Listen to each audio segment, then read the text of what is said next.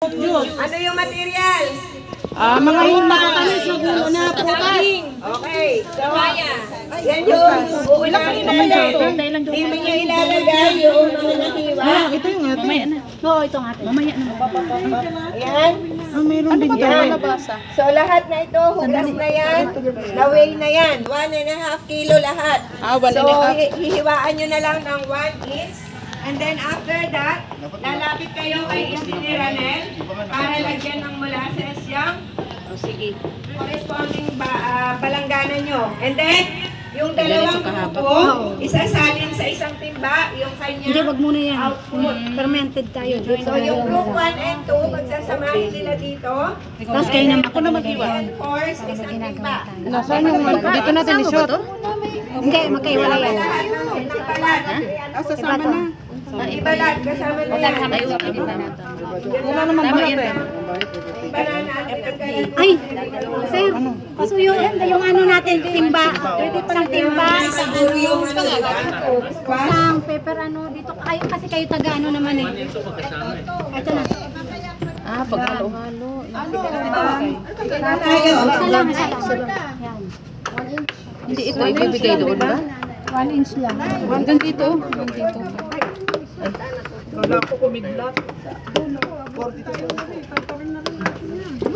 Saan yung sasidlan natin? Pinuhin pa yan. Ito mo na. Pinuhin pa sa Pinuhin pa yan. Kahit na durog. Upo kasi. Mas maliliit, mas Kailangan ano yan eh. Kailangan madali malusaw eh. Yan. Hindi, 1 inch daw. 1 inch lang. Makakaduro lang yan. 1 inch daw. 1 inch lang. Kaya Sira yung enzyme. Sige. 1 inch lang daw. Sige po. Happy tayo dito. Hindi, mamaya pa yan. Ano ba hinihalo? Surod naman. Sige na, ikaw na. Nilalamog ng todo. Doon pwede yung ulitin yung kutsilyo.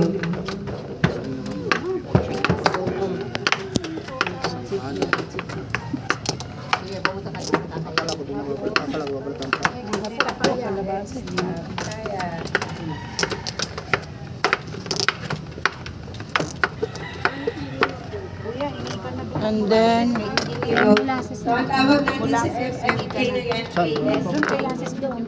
kalabasa, saging, and papaya. Yan ang the best combination. Pero pwede naman kayong gumawa ng solo-solo lang. Kung ano lang yung available na material sa inyo. Tapos So, ilagay na to. anything na mabuto, pwedeng gamitin. Ay, hindi, ilapit na to. Lalagyan na natin to. Pwede rin, like avocado.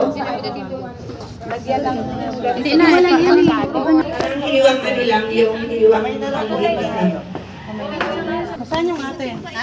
Ay, wag mo ito muna. So, pag pinalo, Ate kalabasa ba? Ito? Asan timba natin? 1 liter lang. Kasama pala yan? Si engineer na gano'n yan eh. Nagkilo. Sandali. sa palanggana. Kasama daw pala. Ilagay na daw. Ilagay na natin daw. Lalagay sa timba. Sige pa yan. Sa timba daw yan, ma. Nilalagay.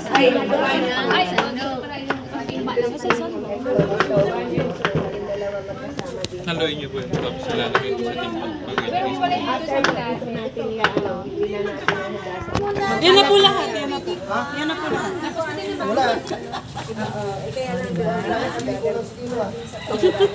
Hindi ko po kinain ah.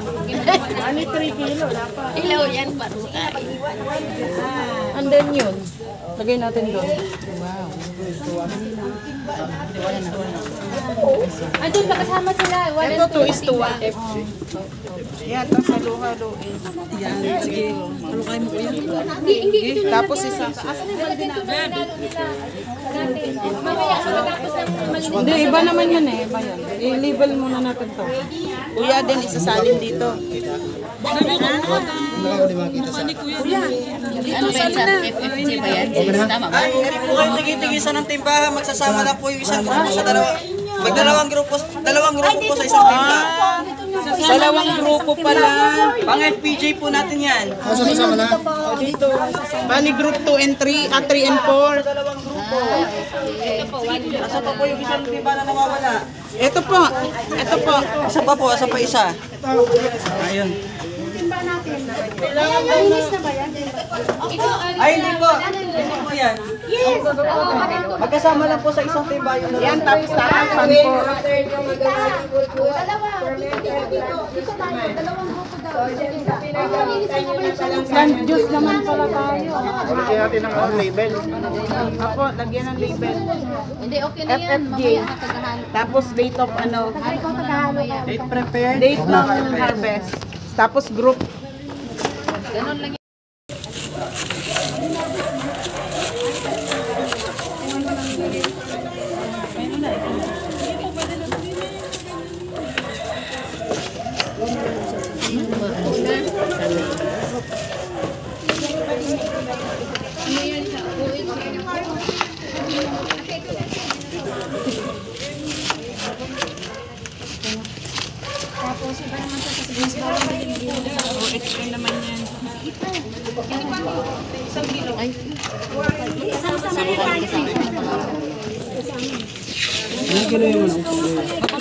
Hindi, pero ano, pag ganyan lang eh. 1 inch lang? 1 inch lang eh.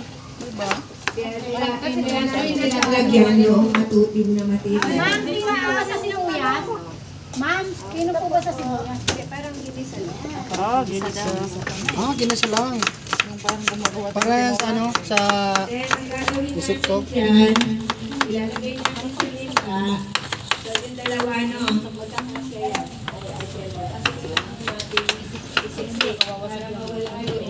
Kuha kayong bato. Iwa.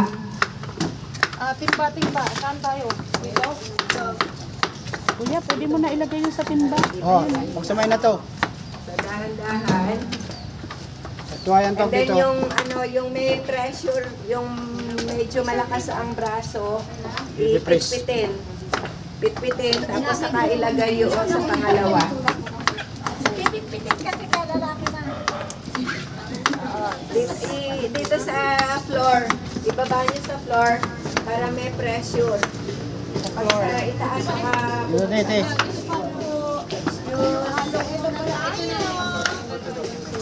Ma, ayan mo na siya.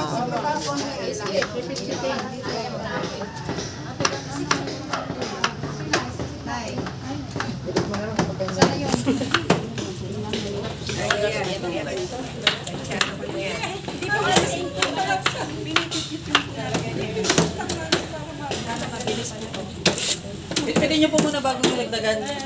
Bago nyo lagay yung lahat. Ma. Alalay lang po at baka umano yung ano umiyak yung timba.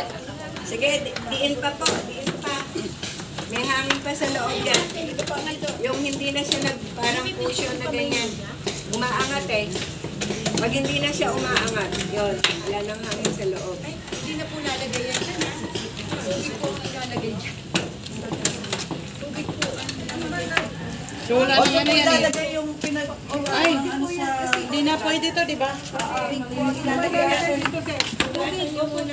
Tubig ang mahal.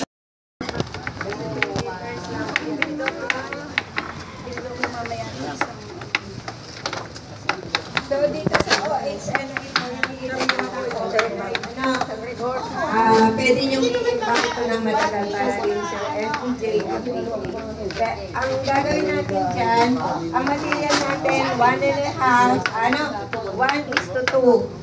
2 parts vinegar, 1 part material. So, yung material natin ay tiga half kilo yung sibuyas, ginger, at saka garlic. So, 1.5. Kaya itong vinegar natin ay 3 liters.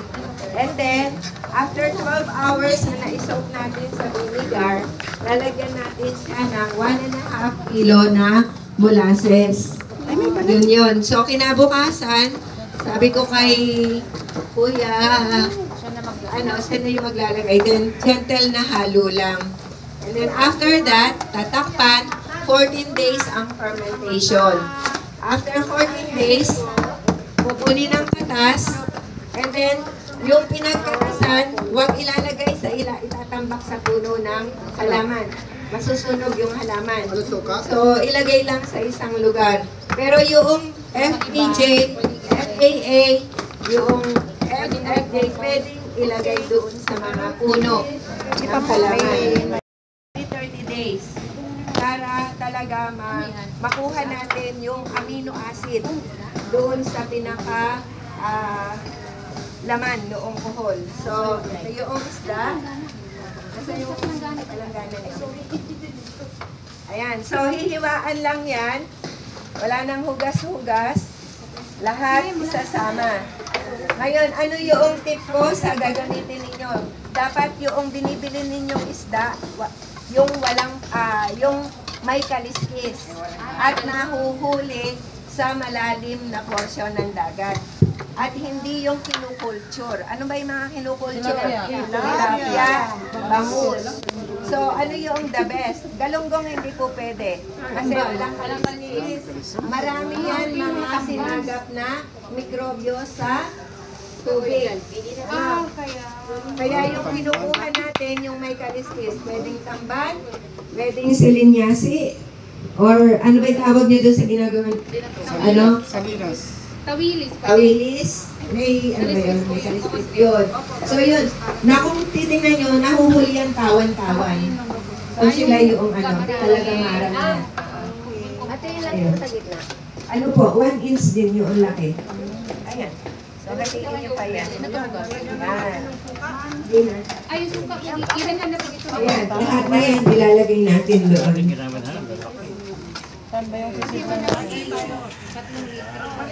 Pero kung may kakilala kayo sa palengke, yung mga hasang, bituka, yun nga lang, wag nga lang yung yung sa, ang tawag doon? Yung tilapia at saka bangus kasi napakataba nun. Tapos yun nga, kinakain nila may hormone. Yun yung ayaw natin na ma-introduce natin sa ating mga pinakain. Kasi preservative ang molasses. So yun yun. Ihahalo. Magbibilang naman ilang araw. Yun nga, tuloy lang yung 14 days na yun. Kung ano ilalagay nating date of harvest dyan, yun pa rin natin. Hindi siya pinipang blender. Hindi, ano mismo, tapos meron na lang stick na pang-halo. Malinis lang. Every anong halo, ma'am? Facebook page na Villar Sipag Farm School San Jose. Ano po yung pictures nyo mamayang gabi o tomorrow morning po? Sakali. Tsaka ATI Central Zone. Ingat po sa biyahe, ingat po pa uwi. God bless po, stay safe po. Thank you po.